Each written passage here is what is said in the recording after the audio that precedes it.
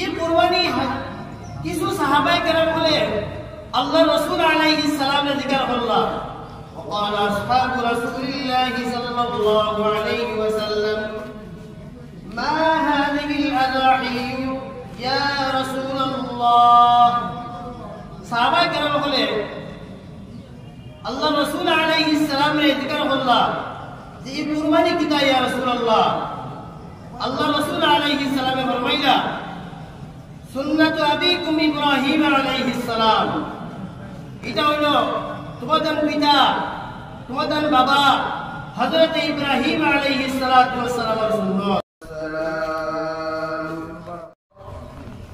فما لنا فيها يا رسول الله قال بكل شعرة حسنة إلى آخر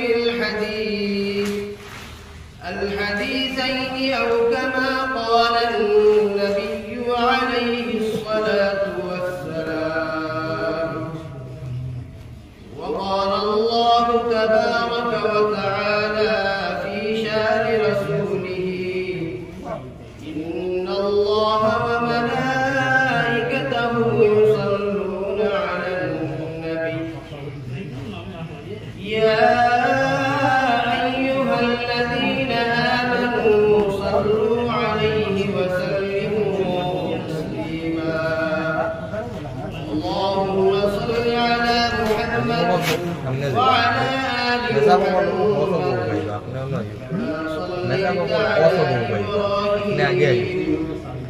وعلى آل إبراهيم إنك حميد مجيد اللهم بارك على محمد وعلى آل محمد كما باركت على إبراهيم وعلى آل إبراهيم إنك حميد مجيد الحمد لله الله رب العزة والجلال وشمك وغنك شكريا الله رب العزة والجلال এত মায়া এবং দয়া করিয়া এই পরিস্থিতির মাঝেও আল্লাহ সুবহানাহু ওয়া তাআলা আপনারে আমারে পবিত্র ঈদুল আযহার নামাজে আদায় করার লাগিয়া ঈদগাহ ময়দানে হওয়ার তৌফিক দান করছেন। এই কিছুদিনের ভিতরে আমরা দেখতে পাইছি যে পরিবেশ তেমন ভালো আসলো, কিন্তু এর মধ্যে দিয়ে আল্লাহ রাব্বুল ইজ্জত ওয়াল জালালের সুন্দর ব্যবস্থা করিয়া দিয়েছেন। কারণ হয়ে থাকলো বহুদিলা মানুষ আছে আপনার গত ঈদুল আজহার সময় আসলা এখন দুনিয়ার জমিনে নাই। আল্লাহ আপনারে এই পবিত্র ঈদুল আজহার নামাজে পবিত্র ঈদুল আজহারে পাওয়াইছেন আপনার হায়াতে জিন্দেগি বহুত বড় সৌভাগ্যের ব্যাপার। আমরা এবার দূরে হই আলহামদুলিল্লাহ। হয়তো আমি এই কথা কইছি আপনারা দিলের মধ্যে হয়তো কাজ না করতে পারে, কিন্তু নিঃসন্দেহে আল্লাহ রাব্বুল ইজ্জত ওয়াল জালালের বহুত বড় ইহসান এবং দয়া মায়া থাকার কারণে আমরা এখানে উপস্থিত হইতে পারছি। গতদিন দেখলাম বদরপুর গেছিলাম, আপনার দেখলাম বহুত মানুষ ফ্লাড এফেক্টেড এরিয়া আপনার রাস্তার কান্দা কান্দায় তাবু বানাই হাজার হাজার এত সুন্দর করে আল্লাহ রাব্বুল ইজ্জত ওয়াল জালালে আমরা এখানে আনছি, বহুত বড় আল্লাহ পাকের শুকরিয়া। তো আমি মূল আলোচনা চাই গিয়া ঈদুল আযহা পবিত্র ঈদ। ঈদ শব্দ রয়ে আমরা খুশি, আযহা মানে কুরবানি, বা আরেকটা বাংলা হয়ে থাকে আপনার ত্যাগের খুশি। ত্যাগ স্বীকার করিয়া যে আনন্দ পাওয়া যায়, কুরবানি দিয়া যে আনন্দ পাওয়া যায়। কারণ এই কুরবানি আইছে আপনার আমার লাগিয়া আল্লাহ রাব্বুল ইজ্জত ওয়াল জালালের নৈকট্যতা অর্জন করার লাগিয়া। কুরবানির মূল উদ্দেশ্য কি থাকলো আল্লাহ রাব্বুল ইজ্জত ওয়াল জালালের নৈকট্যতা হাসিল করার লাগিয়া তাকওয়া অর্জন করার লাগিয়া আল্লাহর হুকুমের পালনের মাধ্যমে আল্লাহ রাব্বুল ইজ্জত ওয়াল জালালের আমরা মায়ার পেয়ারা বান্দা বানতাম। আমরা জানি হযরত ইব্রাহিম আলাইহিস সালাতু ওয়াস সালামে তার ছেলে হযরত ইসমাঈল আলাইহিস সালামরে হযরত ইব্রাহিম আলাইহিস সালামের পর হযরত ইসমাঈল আলাইহিস সালাম পৃথিবীতে আগমন ঘটলা। তখন হযরত ইব্রাহিম আলাইহিস সালামের বয়স আসলো ৮৬ বছর, অর্থাৎ ১০০ বছরের কাছাকাছি।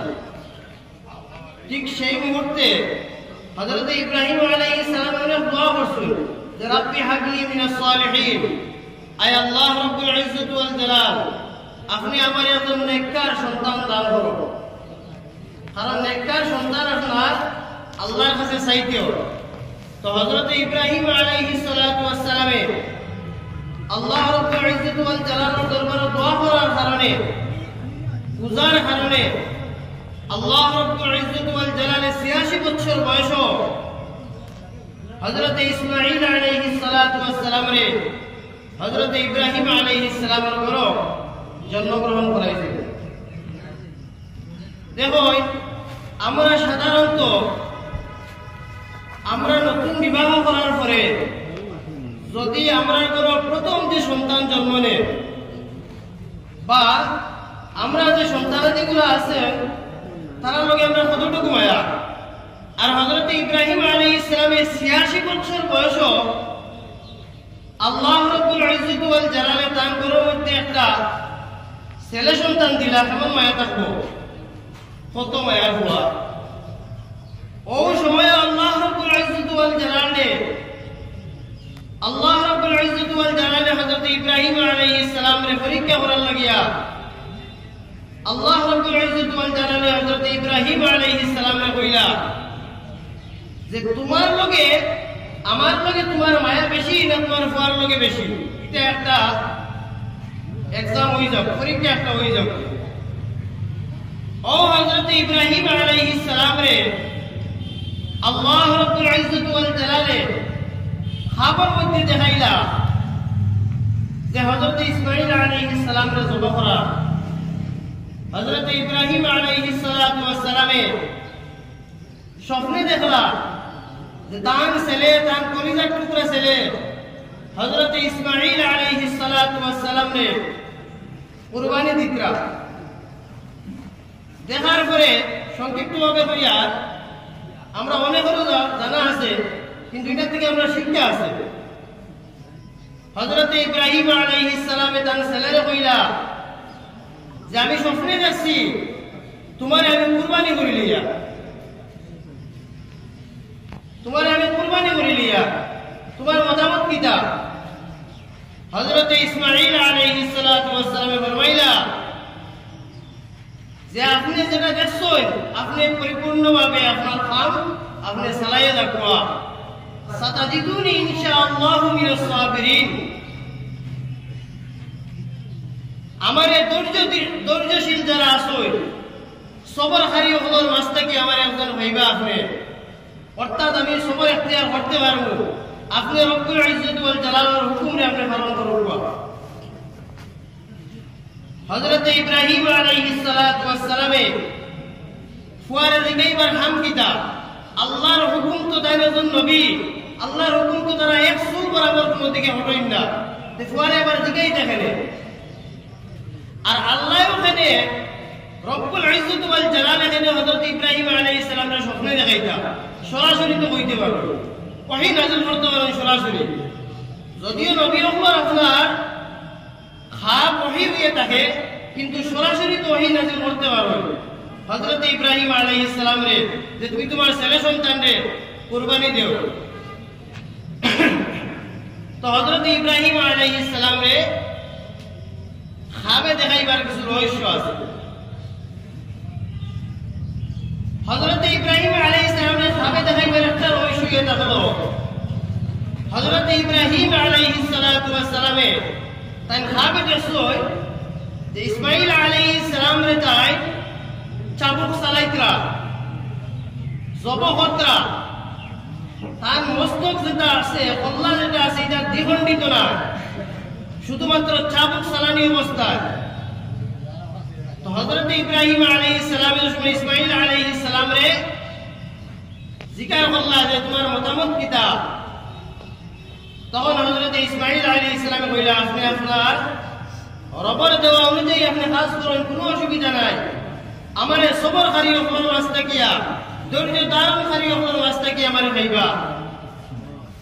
তো আমরা সবেও জানি ঘটনা, হযরতে ইব্রাহিম আলাইহিস সালাতু ওয়াস সালাম তার ছেলে সন্তান, কলিজার টুকরা সন্তান হযরতে ইসমাঈল আলাইহিস সালাম রে যেই সময় আপনার কুরবানি দিলেইতা, ওই সময় জিবরাইল আলাইহিস সালাতু ওয়াস সালাম খুব দ্রুতভাবে জমিনের মধ্যে অবতরণ করেন আল্লাহর হুকুমে, এবং বেহেশত থেকে দুম্বা নিয়া হযরত ইসমাঈল আলাইহিস সালামের কাছে দিছিল।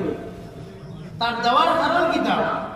জব হইল না কিনে, কারণ আল্লাহ পরীক্ষা করতে হযরত ইব্রাহিম আলাইহিস সালাম রে যে তুমি তোমার ছেলে সন্তান রে হাসাব আমার হুকুমে কুরবানি দেরাইনি, আমার লগে মায়া বেশি না তোমার ছেলে সন্তান হযরত ইসমাঈল আলাইহিস সালামের লগে বেশি?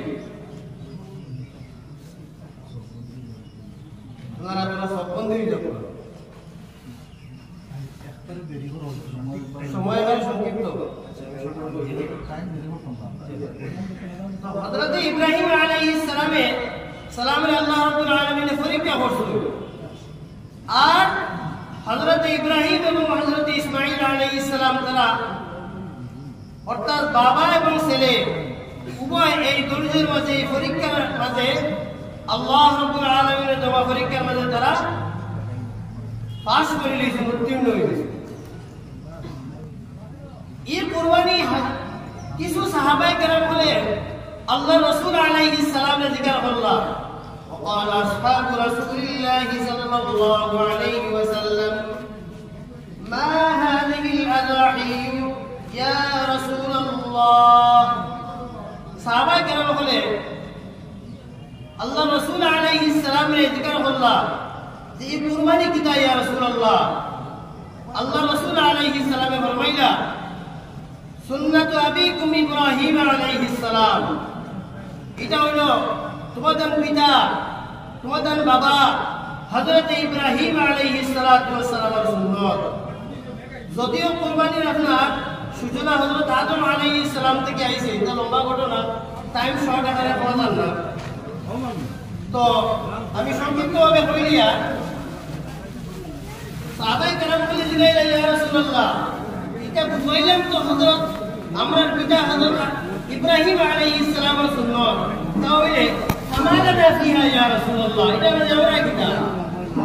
তখন আল্লাহ রাসূল আলাইহিস সালাম ফরমাইলা, বিকুল্লি শাআরাতিন হাসানা, সবার মাঝে এটা একটা নদিয়া এই কুরবানির মাধ্যমে তো লম্বা হাদিস একটা পশু আছে আপনার অগণিত অসংখ্য আপনার ঠিক আছে। আল্লাহ রাসূল আলাইহিস সালাম ফরমাইলা, এই কুরবানির জন্তুর মাঝে একটা অনুভব বদলা, একটা নাকি সুবহানাল্লাহ। পশমের মাঝে আপনার একটা জন্তুর মাঝে যতটা পশম থাকে, এই পশমগুলোরে আমরা কখনো গনিয়া শেষ করতে পারতাম না।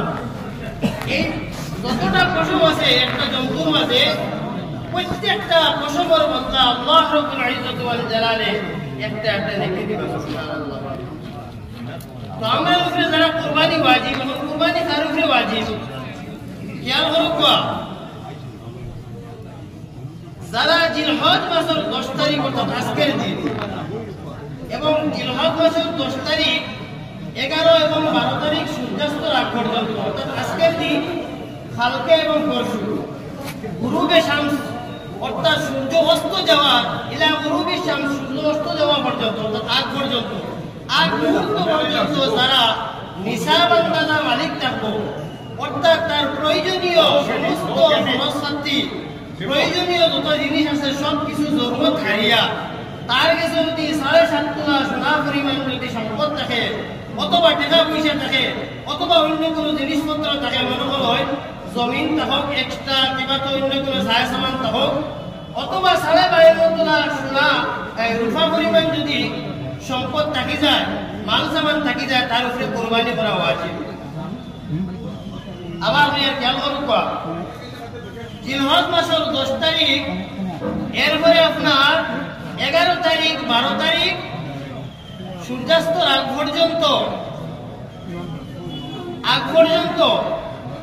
যারা নিসাবর মালিক থাকবো এবং যাকাত হইলে আপনার ওয়াহালা আলাই আল হাউল 1 বছর দিতে লাগে, কিন্তু আপনার এই কুরবানি ওয়াজিব হয় এই 3 দিন ভিতরে যদি আপনি নিসাবর মালিক থাকবেন তখন আপনার উপরে আপনার কুরবানি আইবে।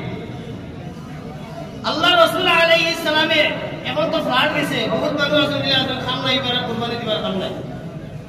মনে রাখবা আল্লাহ রাসূল আলাইহিস সালামে ফরমাইতরা মান ওয়াজাদা সাআতু ওয়া লাম ইউদহি ওয়া লা ইয়াকরাবান্না মুসাল্লানা, যদি কোনো মানুষে তার উপরে কুরবানি ওয়াজিব থাকে, কুরবানি দেওয়া পরিমাণ তার মধ্যে সামর্থ্য থাকে আর ওয়া লাম ইউদহি আর কুরবানি করলো না, নবী যে ফরমাইতরা এখন আমার ইদ্দার দাগ আছে না, আমার ইদ্দার দাগ আছে না, ওটা লাগি খেয়াল করবো।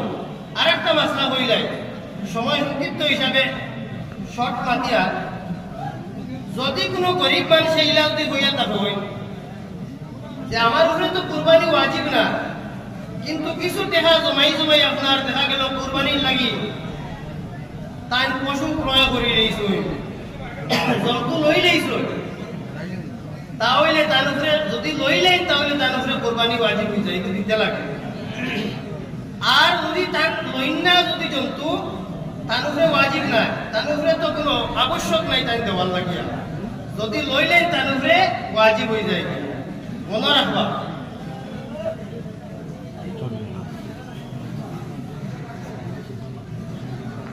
তো লম্বা আলোচনা আসলে সময় সংক্ষিপ্ত থাকার কারণে আর আবহাওয়া তেমন ভালো না, তখন আমি সংক্ষিপ্ত আমার বক্তব্য অসম্পূর্ণ বক্তব্য ওখানে সমাপ্ত করে দিলাম।